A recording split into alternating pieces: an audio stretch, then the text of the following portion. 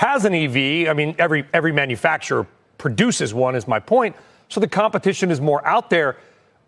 Are you looking more at market share? Are you looking at margins? Some investors have been frustrated with these Tesla price cuts. All the startups that are trying to, make money from EVs, and of course the big three, dealing with their strike and how that's going to increase their costs. So I think, Tesla, forest for the trees here is that this is the EV gorilla that makes money and will make money for a long time. And so 안녕하세요. 이번 주에도 수많은 스케줄이 잡혀있죠. 역시나 미국 증시는 빠르게 돌아가고 있는데요. 하지만 투자자분들이 눈여겨볼 스케줄은 역시나 18일 테슬라 실적 발표가 아닐까. 그리고 빅테크 기업들의 어닝이 과연 나스닥을 받쳐줄 것인지도 굉장히 기대가 됩니다. 하지만 모건 스탠리 같은 경우에는 S&P 500 목표를 3,900포인트로 잡고 있고요. 그와 반대로 월가에서 수많은 헤지 펀드 매니저들은 4,600 이상으로 보시는 분들도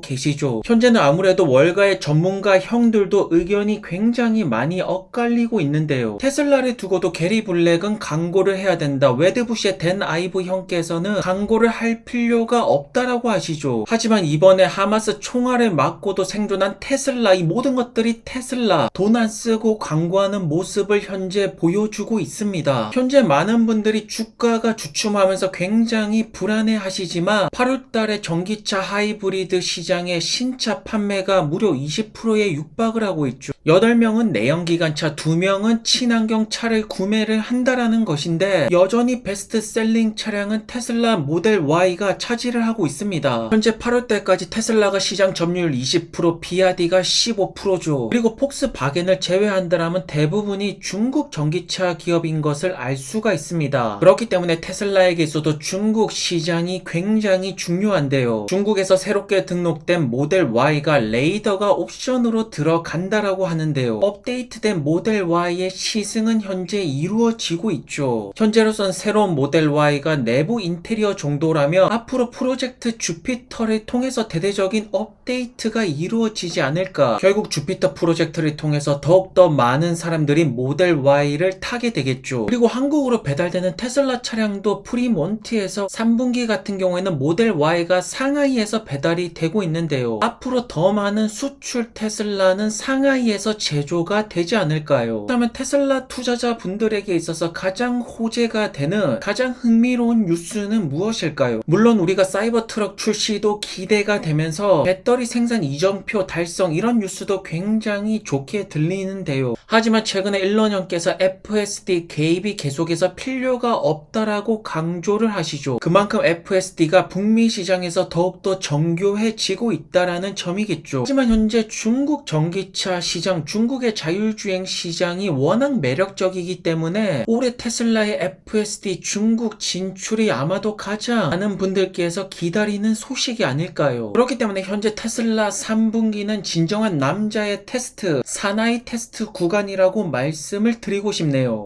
Apple was out there talking to the likes of Hyundai for a little while there about manufacturing together.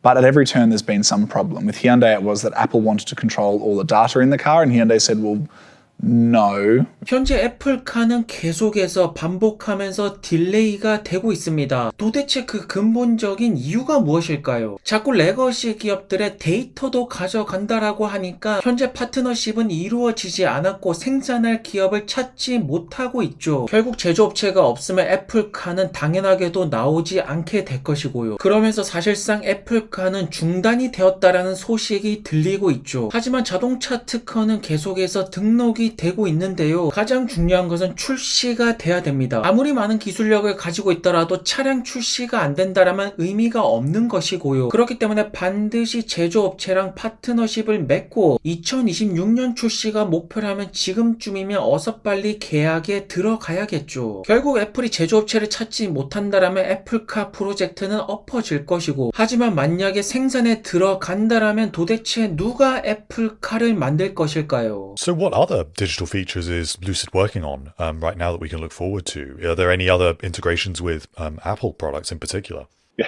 If it was one of those things where I'd tell you but I'd have to kill you. I mean, we are...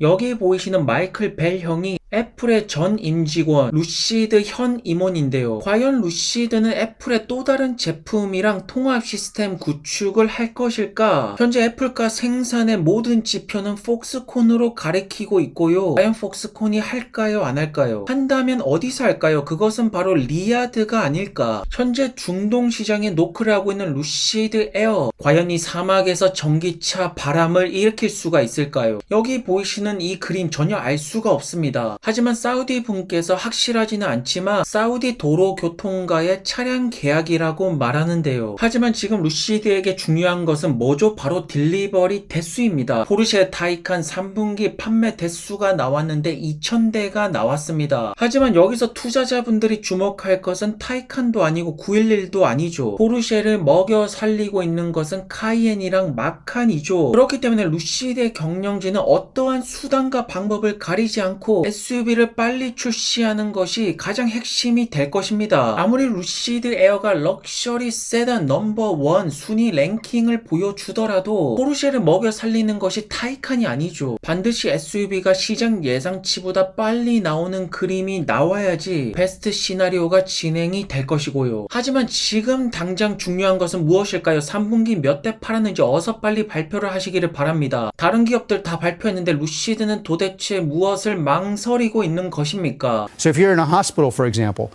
there are things that only a doctor should decide.